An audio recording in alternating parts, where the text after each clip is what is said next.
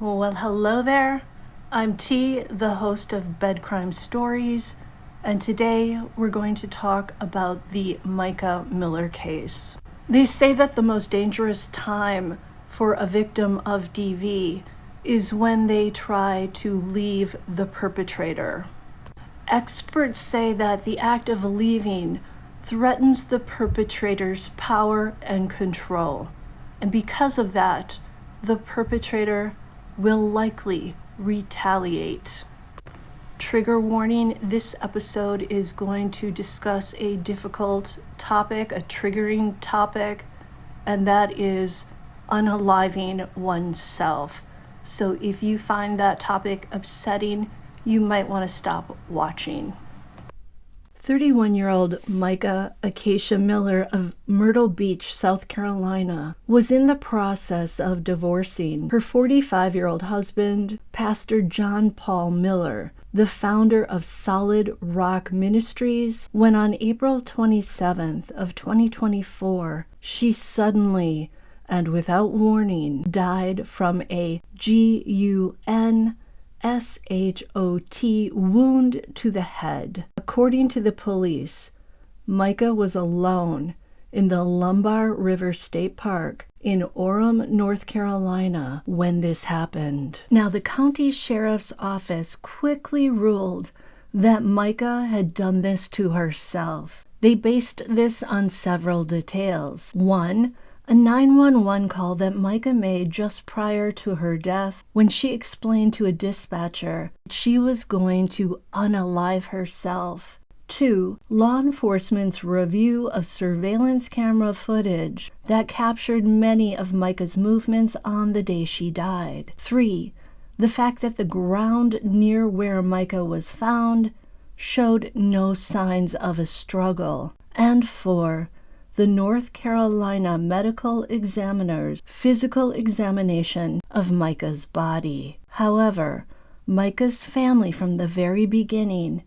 had some serious doubts about how Micah died, and they point to a well-documented history of DV against her by her estranged husband, John Paul Miller, whom she'd been married to since 2017. Now, moving forward, I'm going to refer to John Paul as JP because, well, it's easier to say. Micah had made statements about the DV to her family and even to the cops. She'd also documented this DV in her personal journals. Micah did this, according to the Francis family's attorney, Regina Ward, because she felt it was going to be difficult for people to believe her side of the story. And this was down to JP's position as the senior pastor and founder of the Solid Rock Ministries. I mean, pastors aren't supposed to do this kind of stuff, right? He's a holy man. Micah had collected and preserved a lot of evidence because she felt the parishioners and other people would not believe that JP could be capable of DV. According to Micah's sister, Sierra Francis, Micah told her before her death that other people were following her, and she indicated that JP had hired these people to do this. Micah also told Sierra, as well as her brother Nathaniel, that she was fearful she wouldn't make it to see her divorce finalized, that something might happen to her before that day. And most chilling of all, Micah said that if she ended up with a bullet in her, then it would be JP who put it there. The family also knew that Micah had been looking forward to her new life without JP. She also had plans to do missionary work part of the year in Kenya. Sierra said that Micah was very hopeful in the days before her death. So it doesn't make sense that she would suddenly unalive herself. Was she driven in the moment to this extreme move by her husband's nonstop stalking and harassment? Or is it possible that something more sinister had occurred? Micah Miller's case has quickly become a very popular case in the media and in the true crime community, and that's because it has all the ingredients of an intriguing true crime mystery. You've got the sudden death of a beautiful young woman under strange circumstances, a young woman who led the women's ministry and worship team at the Solid Rock Church, a woman who was full of life and talent, and who was looking forward to being a missionary in Africa. She had everything to live for. I mean, she was only 30 years old. But Micah was also a victim of DV, as well as coercive control by JP, allegedly.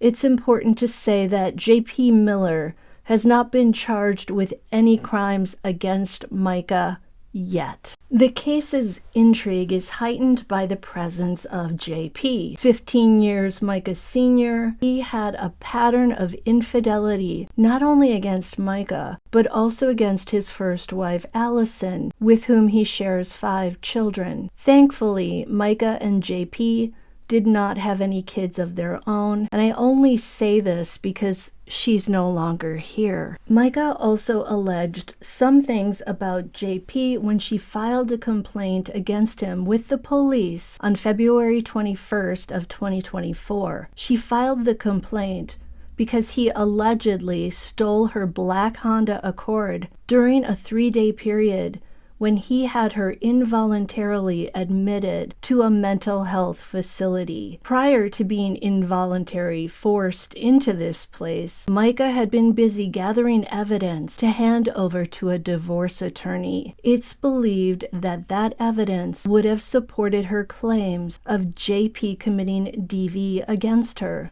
The evidence reportedly would have also illustrated his not so upstanding character, and that he allegedly had paid off and blackmailed some associates. Pretty shady stuff, particularly for a pastor. While Micah was in the hospital, those documents, emails, and files were removed from her phone, laptop, vehicle, and purse, and were never recovered. Post her release, Micah was also unable to access her iCloud account, her email, and her Facebook profile.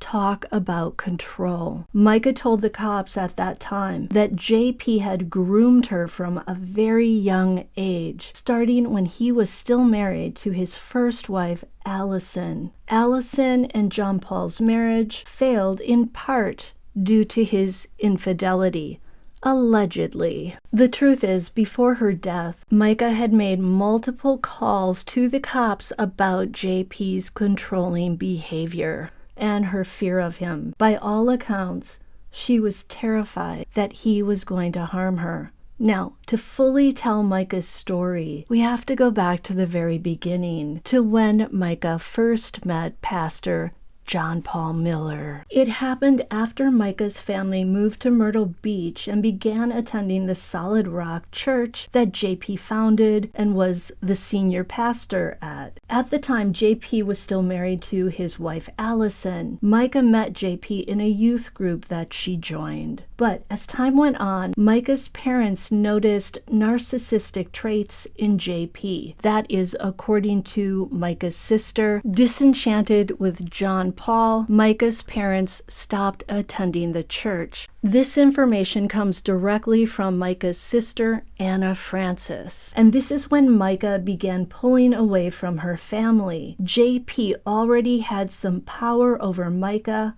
and seemed to be slowly alienating her from her family. When Micah was around 16, JP convinced her to move out of her parents' house and to live instead with some people who attended his church. JP told Micah that her family members were not good Christians and thus were not good for her. At some point, Micah began working as a nanny for JP and Allison. JP was also allegedly engaging in infidelity at this point, including with Micah. Yes, very inappropriate behavior for any man, any woman, but especially for a pastor. Eventually, Allison and JP divorced, and JP apparently continued having inappropriate relations with women, plural women, allegedly. These incidents took place in 2016, shortly before his 2017 marriage to Micah. According to Anna Francis, after Micah and JP married, Micah's relationship with the family changed from year to year, and that was depending on what JP was whispering in her ear. One year they'd see Micah for the holidays, the next year she'd be MIA. Eventually the family began to suspect that JP was brainwashing Micah, and they found themselves having to strategize ways to see Micah and to speak with her. This sounds so much like that girl who's a dancer on Instagram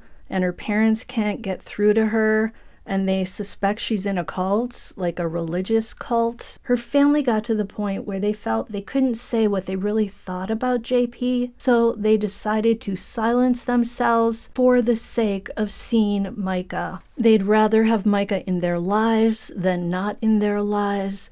They said that when they went to dinner with JP, they still despised him, but they just stayed cool. They didn't say anything. So in a way, JP was also controlling Micah's family. He could do whatever he wanted, and they couldn't say anything about it. Over time, however, Micah and JP began to have problems in their marriage. The same type of problems that Allison had experienced. And JP began insisting that Micah had mental health issues. But Micah's family was like, no, she doesn't.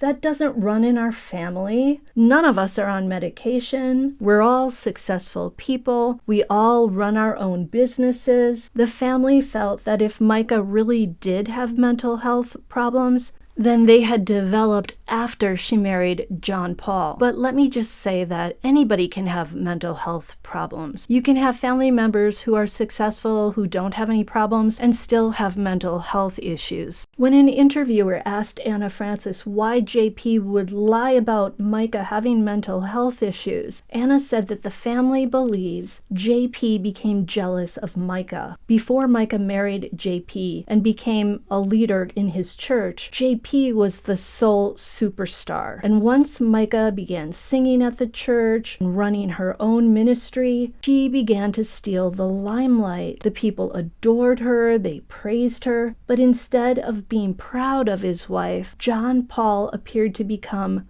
green with envy and toxic with jealousy. There was only room for one superstar at the Solid Rock Church, and it was going to have to be JP. And like he did with his first wife, Allison, JP allegedly was unfaithful to Micah. So Micah ended up filing for a legal separation. Micah's father, Michael Francis, was interviewed after Micah's death, and he said that when he first met JP Miller, he didn't want Micah to marry him. Michael said, quote, "I totally opposed it.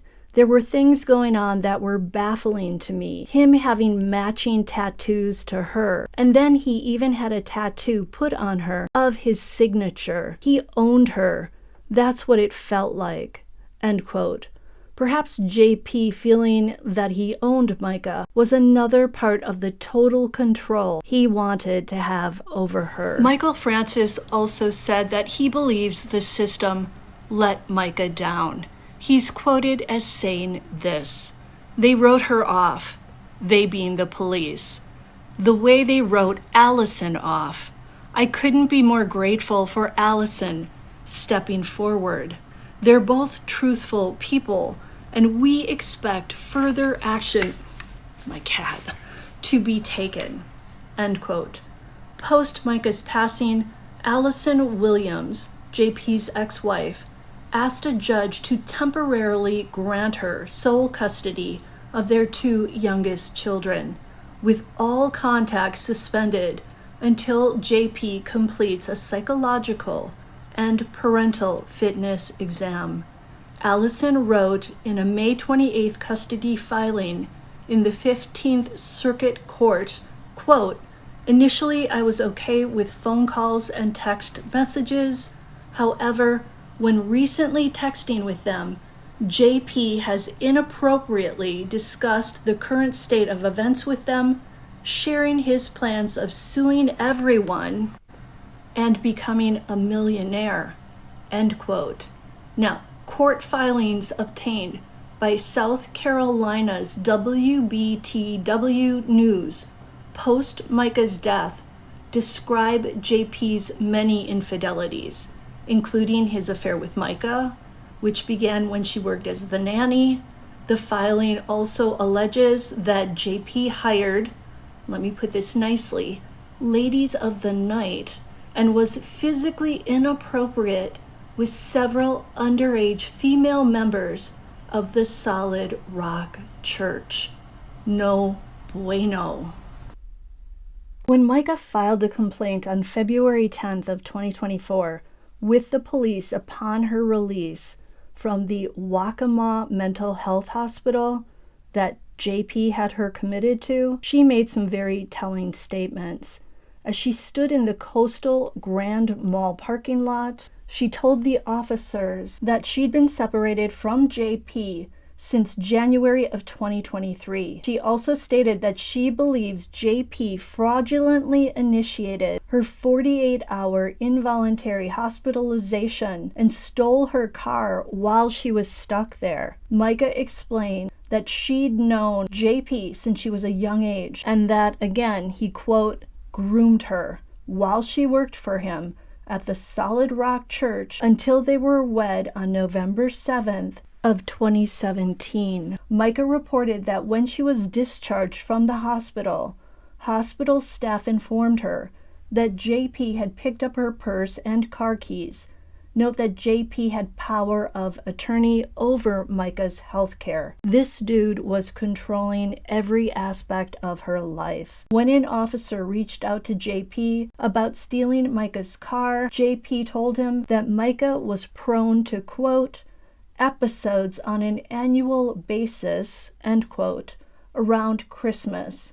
JP was alluding to mental health episodes. He also stated that Micah would spend large amounts of money when she stopped taking her prescribed medication. JP acknowledged having Micah's car, but he said it was because he was trying to prevent her from selling it. He went on to say that the car was marital property, and so he had every right to keep it. JP also said he was unwilling to give the vehicle back to Micah for at least a month, which he stated was usually the time frame of these, quote, reckless episodes, end quote. And since the car was truly considered marital property and Micah and JP were still legally married, no charges were filed. Fast forward to February 23rd. This is when JP files for spousal support. I guess he was hoping to have Micah pay him spousal support.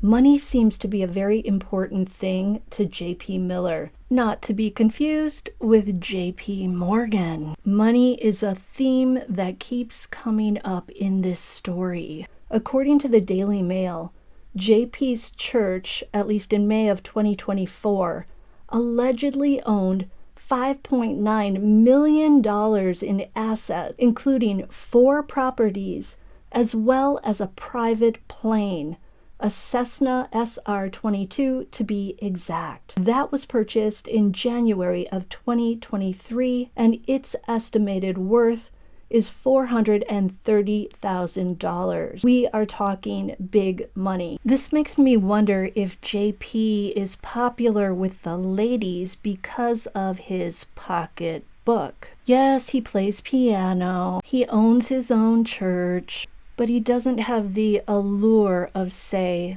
Brad Pitt. And these assets are important because Micah Miller's family wants to reclaim what belonged to Micah, including the vehicles she drove, her electronics, and her firearms.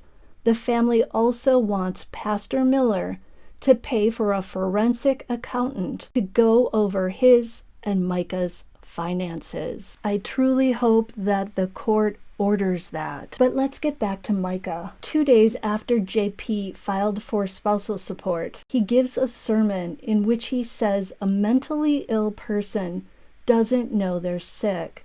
You have to trust people around you. The thing that's sick is your mind, and your mind is what you need to realize that you're sick, end quote. Either JP was speaking from the heart, or he was trying to support his narrative that Micah had mental health issues. Fast forward to March 10th, and JP tells his congregation that he went through 2 years of messages on his wife's phone and found 18 people who reached out to her to say, quote, "If you ever want to talk about your husband, you can talk to me and I'll keep it confidential."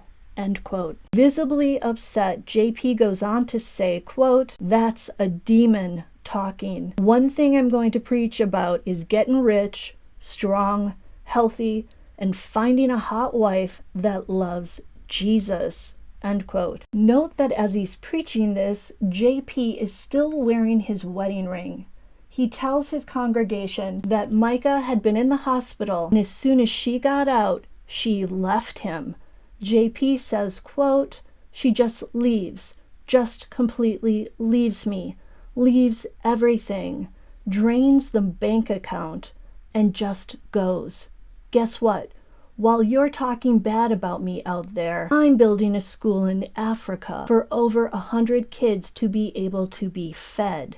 End quote. Again, JP was creating his narrative, his side of the story, trying to maybe cover his arse. Allegedly. The next day, on March 11th, Micah called the cops after finding her tire slashed at the Spring-Made Pier with a piece of metal. Some reports say it was a razor blade. Others describe it as a tire deflation device that you can buy online. Who knew? Micah tells the cops that this is the second time a razor blade deflated her tire within the week. Micah explains that as she was leaving the pier, she heard a pop and noticed metal protruding, that's hard to say, metal protruding from her tire. Micah names a potential suspect. Now, unfortunately, the name of the suspect is redacted in the report. Personally, I'm thinking it might be JP Miller, or it could be a private investigator that he allegedly hired. The officer ends up telling Micah that there isn't enough evidence to prove the person she suspects was involved. From there, Micah drives to a gas station. While there, the same suspect pulls up next to her pump and tries to talk to her. She tells him to go away, and she makes it clear that she doesn't want to talk to him. When she pulls out her cell phone to record him, he reportedly speeds off. That person, we do know, was JP Miller. And we know this because it was captured on film. Take a look. Away. I'll show you the pictures. Do you want to go to jail? They'll be on Facebook in a few hours. Alrighty, you'll be in jail in a few hours. Walk away. Walk away. I'll show you the pictures. Do you want to go to jail? They'll be on Facebook in a few hours. Alrighty, you'll be in jail in a few hours. Walk away.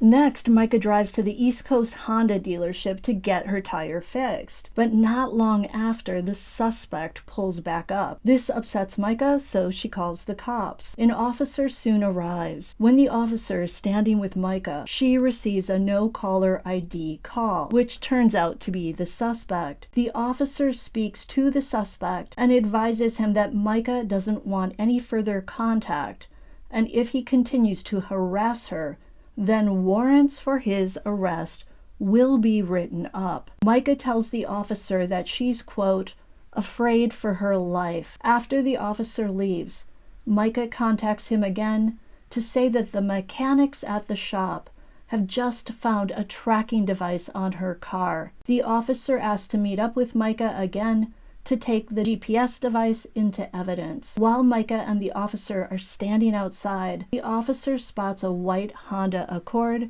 driving slowly by. Micah tells the officer that it's the suspect. The vehicle then speeds up and drives away. From the mechanics, Micah drives over to the courthouse to request a restraining order.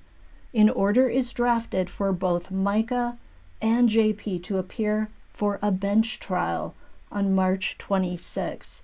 Regarding a civil case, Micah Miller versus John Paul Miller, in which Micah is seeking a restraining order.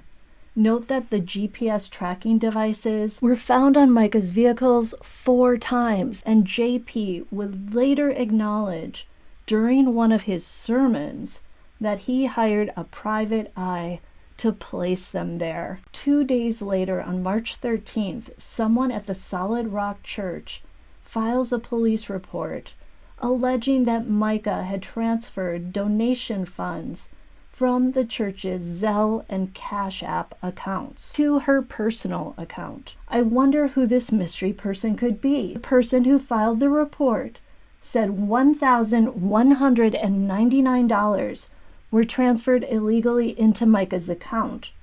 The report ends with, "An investigation will follow," end quote. However, it's unclear if an investigation was ever completed. Police later said there was insufficient evidence to pursue charges. So all these incidents, being approached at the gas station, finding GPS devices on her vehicle more than once, as well as a razor blade and or a tire deflation device, being followed, being accused of stealing money, they all give us just a taste of the harassment that J.P. Miller was inflicting on Micah in the days leading up to her death, allegedly. Can you imagine going through this? Micah must have felt so afraid at times. It seems like it was Micah up against this big church, this influential pastor, and his loyal parishioners. According to an article on the WBTW news website, Micah used her personal Facebook page over a 10-day period in March to provide her family and friends with updates about her life and her state of mind. Here's one of the Facebook videos Micah posted on March 18th of 2024, which was about a month before her death. Keep my circle really small for the past couple weeks, just because I'm going through a lot and it's hard and it's my cross to bear. It's the thing that God has put in my life to deal with, and I don't want to bring a lot of people into it. I'm so thankful to God for a strong family and the friends that God has put in my life to be there for me at this time. I'm trying to get my priorities straight right now.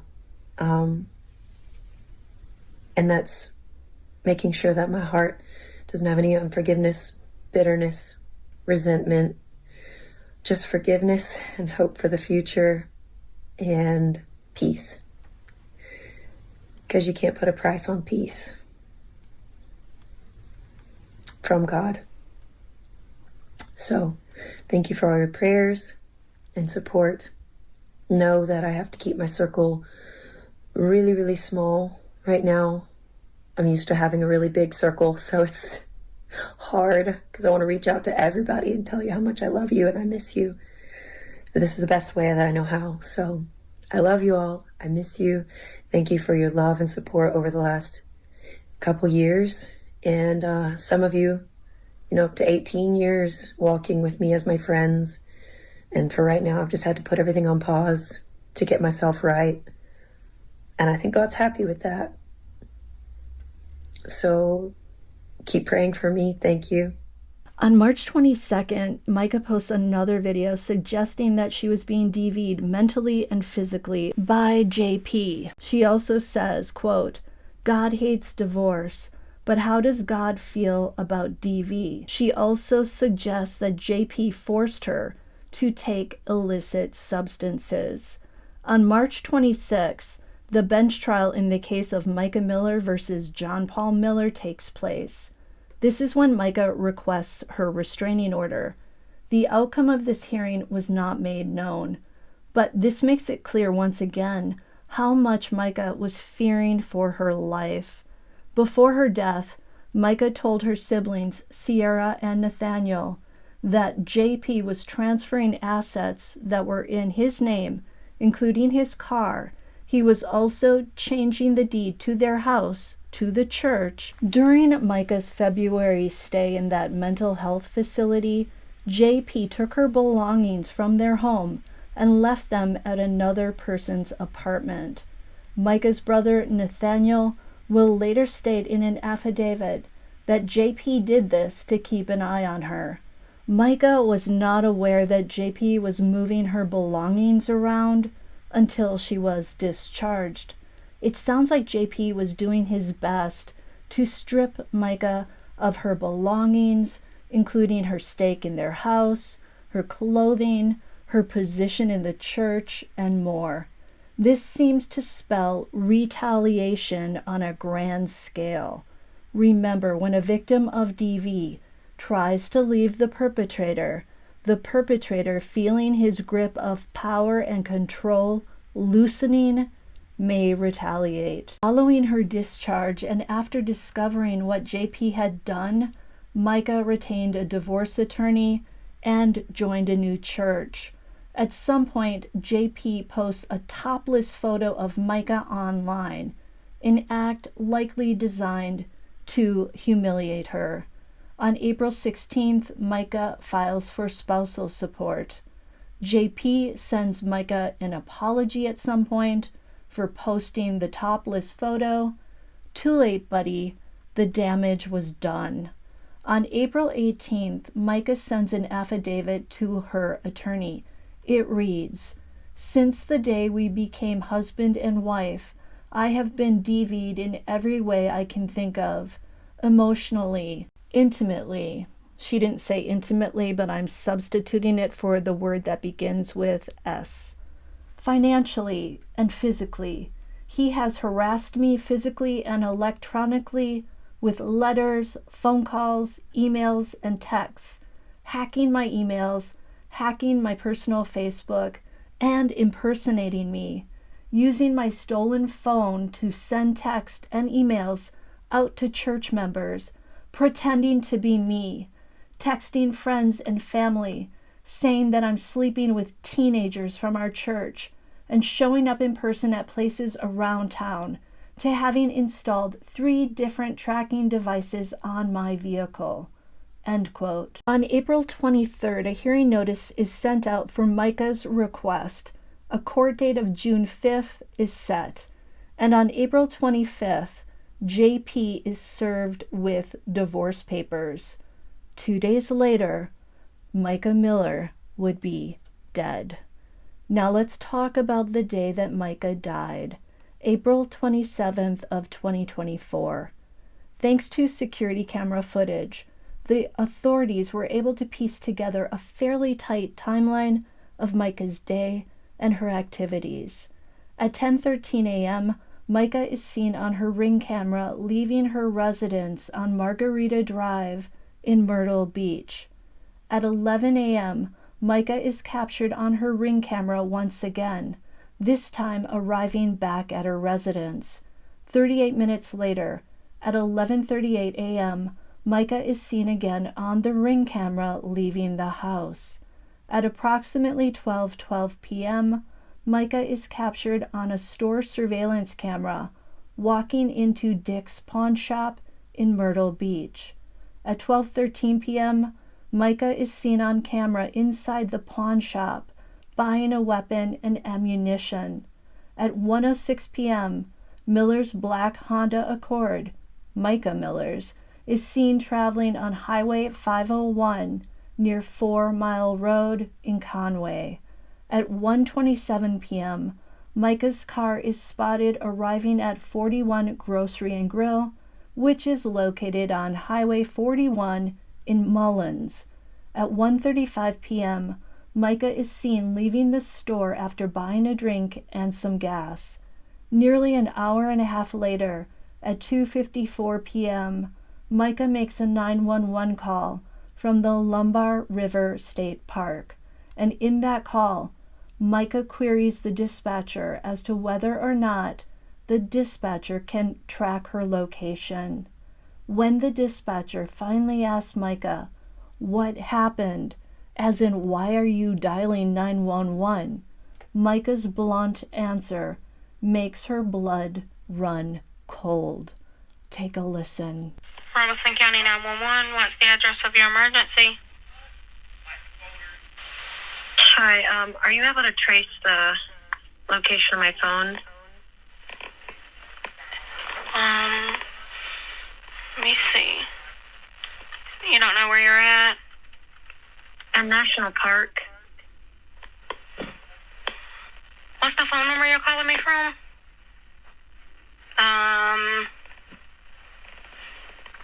Where's the park located at? In Bear Bluff. Let's see. I have my location on, I think, on my phone. And my phone is on. I just did my my location. Okay, I'm showing, hold on one second. I don't think you are in Robeson County. At the Lumber River State Park? Yeah, that's where I am. Okay. Tell me what's, happened. I'm about to myself, and I just want my family to know where to find me. Okay, ma'am. Just listen to what I'm saying, okay? Let me make sure I got the exact location where you're at, okay? Just 1 minute. Micah quickly hangs up after being assured that her phone can be tracked. The dispatcher, blown away likely by what Micah has said, tries to call her back multiple times. But it's no use, Micah isn't answering. The dispatcher immediately alerts the local authorities. At 3:03 p.m., Robeson County deputies are dispatched to the Lumber River State Park for a welfare check and to attempt to find Micah. 2 minutes later, at 3:05 p.m., contact is made with the superintendent of the park. At 3:20 p.m., deputies request a phone ping. At 3:31 p.m., the deputies arrive at the park and begin the search with state park rangers. During their search, deputies locate a black Honda Accord with South Carolina license plates registered in Micah Miller's name. At 3:33 p.m., the Robeson County Sheriff's Office drone is dispatched to the Lumber River State Park. At 3:42 p.m., a telecommunicator contacts Verizon to request an updated location ping. At 3:50 p.m., detectives with the drone arrive at the park. While they're conducting an aerial search, detectives are approached by a person who says that he found a bag while fishing. The bag has Micah's ID in it. Detectives take possession of the bag. The man tells the detectives that he heard crying and then the sound of a shot. The person said he went further into the area where he found the bag, about 2 feet from the water's edge. At 4:23 p.m., a man contacts the Robeson County 911 and says that he's located a body and it's in the water. He'd been fishing on his kayak when he came across the body. Weird that Micah Miller's body would be in the water. This crime scene doesn't make sense. Why would she wade into the water before committing this act? Deputies secure the area for their investigation. At 4:51 p.m., John Paul Miller sends his final email to Micah. In the email, he pleads with her to not do the wrong thing and instead to fully commit to God. Thousands in Mbian Africa were blessed by your godliness. Don't lose all of that just because of some mental unhealth or because some people are speaking deceitful things into your ears. Recognize who the enemy is." End quote. Of course, Micah never got a chance to read that email. At 5:30 p.m., the chief of detectives for the Robeson County Sheriff's Office arrives at the location. At 5:54 p.m., Detectives arrive. The medical examiner is contacted and asked to come to the scene. A crime scene investigator photographs the area, including Micah's Honda Accord, the items of evidence seized from it, and the incident location. Investigators locate a Sig Sauer case in the passenger seat of the car, as well as a box of ammunition in the center console. Receipts from a convenience store and Dick's pawn shop are also found. Both are dated April 27th, 2024. The serial number on the weapon, which will later be found in the water at that crime scene, matches the number on the case. At 7:11 p.m., the Sig Sauer weapon is found in the water. Detectives locate Micah's cell phone and notice that she searched for national parks near me. Lumber River State Park was one of the ones that popped up. The first person the cops try to contact is Micah's husband, John Paul. It turns out that he's with another woman, someone with whom he reportedly was romantically involved, and they're many miles away at an athletic event in Charleston. Note that there were no signs of a physical struggle near where Micah reportedly unalived herself. But if she was in the water, I'm not sure how they can be certain of that. Perhaps by looking at the ground where Micah would have walked before getting into the water? Cops are able to verify John Paul's whereabouts because his vehicle was captured on surveillance video footage traveling on Highway 17 in Horry County, South Carolina at 2:22 p.m. on April 27th.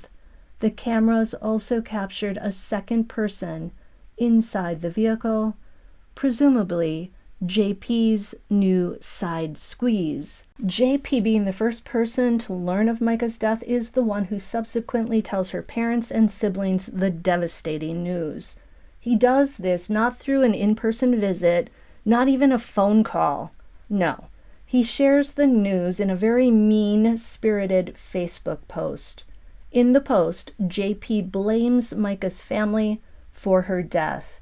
He writes, quote, "This is what happens when you try to encourage someone to divorce the person they love and tell them they don't need medicine and that they're not ill when they are. Good job, Francis family." End quote. Imagine that, breaking such tragic news to your spouse's parents and siblings in such a cruel, insensitive manner, and then blaming them for Micah's death. In my opinion, it's J.P. Miller who caused this. He's the one who was waging a nonstop campaign against Micah just because she wanted to divorce him. When J.P. learned of Micah's death, he asked officials to conduct an autopsy and run a toxicology panel. And on May 2nd, Micah was cremated at Burroughs Funeral Home in Murrells Inlet. A preliminary summary released in late June by the North Carolina Office of the Chief Medical Examiner, which isn't based on an autopsy, said a post-mortem blood test performed the day after Micah's death did not show any drugs or alcohol in her system. The report also said that the medical records showed that Micah had been hospitalized twice between 2022 and 2024.